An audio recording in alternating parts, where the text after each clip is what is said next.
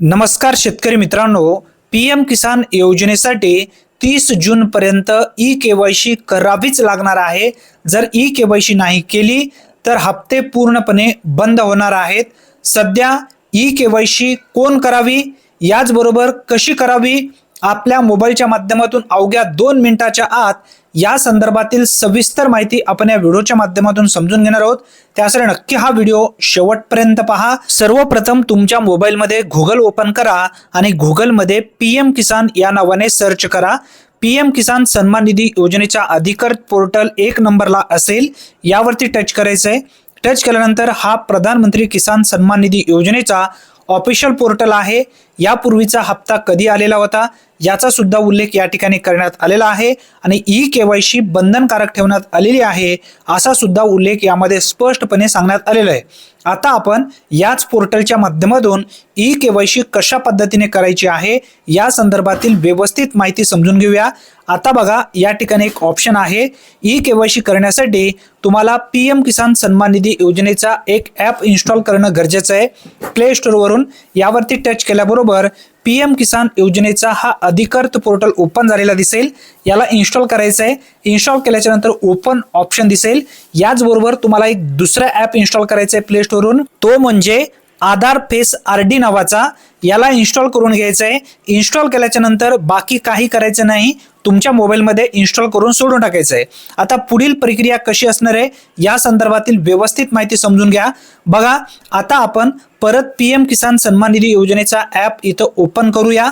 Open केल्याच्या नंतर या ठिकाणी बघा, पीएम किसान सन्मान निधी योजनेचा हा अधिकृत सेंट्रल गव्हर्नमेंटचा हा ॲप आहे। इथं सर्वात शेवटी नेक्स्ट नावाचा जो ऑप्शन आहे त्यावरती टच करा। टच केल्यानंतर तुम्हाला आता इथं लॉग इन करायचे आहे। लॉग इन पर्यावरती तुम्हाला इथं टच करायचं आहे। लॉग इन पर्यावरती टच केल्यानंतर तुमच्या समोर या ठिकाणी काही ऑप्शन ओपन झालेले दिसतील। यामध्ये सिलेक्ट नावाचा जो ऑप्शन आहे त्यावरती इथं टच करायचं आहे। टच केल्यानंतर यामध्ये बेनिफिशरी नावाचा जो ऑप्शन आहे त्यावरती इथं टच करायचं आहे। बेनिफिशरीज त्या बाकीच्या कोणत्याही वरती क्लिक करू नका। आता यामध्ये तुम्हाला 2 पद्धतीने लॉग इन होता येईल। पहिला आहे पीएम किसान सन्मान निधी योजनेचा रजिस्ट्रेशन नंबर तुमच्याकडे असेल तर त्यावरती टच करा। आधार नंबर असेल तर आधार नंबरला टच करून आधार नंबर या ठिकाणी टाका आणि त्यानंतर खाली एक ऑप्शन येईल त्यावरती इथं टच करायचं आहे। आता आपण काय करूया, आधार नंबर इथं टाकून घेऊया। आधार नंबर टाकलाय। फेशियल ई-केवायसी लॉग इन नावाचं एक ऑप्शन ओपन झालेलं आहे, त्यावरती इथं टच करायचं आहे। टच केल्यानंतर तुमच्यासमोर परत एक या ठिकाणी ऑप्शन येईल। यामध्येच इथं एक जो चॉक मार्क आहे, एक जो चौकोन छोटासा डब्बा तुम्हाला दिसत असेल त्यावरती इथं टर्म आणि कंडिशन्स आहे त्यावरती इथं क्लिक करायचं आहे। क्लिक केल्यानंतर स्कॅन फेस नावाचा जो ऑप्शन आहे त्यावरती इथं टच करायचं आहे। व्यवस्थित समजून घ्या, अतिशय महत्त्वपूर्ण ही माहिती आहे। त्यानंतर आपण आता पुढील प्रक्रिया कशी असणार आहे हे समजून घेणार आहोत। स्कॅन फेस नावाच्या ऑप्शनवरती टच करणार आहात। टच केल्यानंतर इथं जर नेटवर्क इश्यू असेल तर इथं एकदा सोडून टाकेल नेटवर्कच्या इश्यूमुळे। जर नेटवर्क इश्यू नसेल तर डायरेक्ट या ठिकाणी घेऊ शकते। आता आपण पाहूया, पूर्ण लाईव्ह तुमच्यासमोर मी दाखवत आहे। बघा, इथं नेटवर्क इश्यू असल्यामुळे सोडून टाकलेलं आहे। परत एकदा तुम्हाला त्याच पद्धतीने ही प्रोसेस असणार आहे। परत एकदा ट्राय करा। आता इथं येईल बहुतेक तर हा आलेला आहे। बघा, इथं सिम्बॉल आलाय म्हणजे गोल सर्कल आलाय।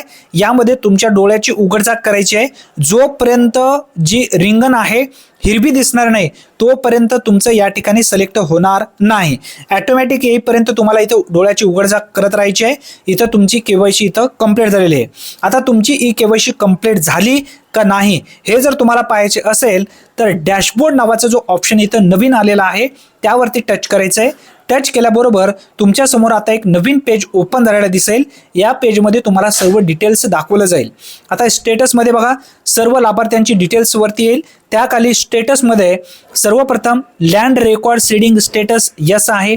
यानंतर Aadhaar seeding with bank account status yes आहे। यानंतर सर्वात शेवटी आहे ई-केवायसी स्टेटस यस आहे।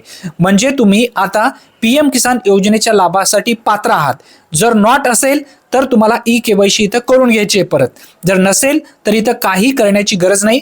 यस असेल तर इथं कन्फर्म तुमची ई-केवायसी झालेली आहे।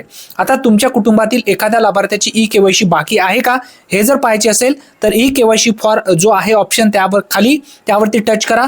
तुमच्या कुटुंबातील एखाद्या लाभार्थ्यांचं इथं आधार नंबर टाका. जो PM किसान सन्मान निधी योजनेमध्ये लाभार्थी लाभ घेत आहे त्यांचा आधार नंबर टाका आणि सर्च या टॅबवरती टच करा आणि तुमचा सुद्धा इथे टच करून पाहू शकता. इथं बघा इन्फोमध्ये KYC ऑलरेडी डन, म्हणजे तुमची KYC इथं कम्प्लीट झालेली आहे. म्हणजे आता काही करण्याची गरज नाही. ज्या लाभार्थ्याची KYC नाही अशाच लाभार्थ्यांनी KYC पुढे करून घ्यायचे. ज्यांची KYC ऑलरेडी डन म्हणत आहे त्यांना परत KYC करण्याची गरज नाही. आपण आता दुसऱ्या एखाद्या लाभार्थ्याची इथं पाहूया त्यांची KYC कम्प्लीट झाली आहे का. इथं जेवढे लाभार्थी आहेत तेवढ्यांची तुम्ही पाहू शकता. आता माझ्या कुटुंबातील सर्व लाभार्थ्यांची KYC ऑलरेडी झालेली आहे, म्हणजे परत मला आता करण्याची गरज नाही आहे. आधार नंबर जर तुम्ही चुकीचा भरलाय तर या ठिकाणी तुम्ही या पोर्टलवरती लॉग इन नाही म्हणून दाखवलं जाईल. त्यासाठी व्यवस्थित आधार नंबर टाका. अतिशय महत्त्वपूर्ण ही माहिती आहे. धन्यवाद.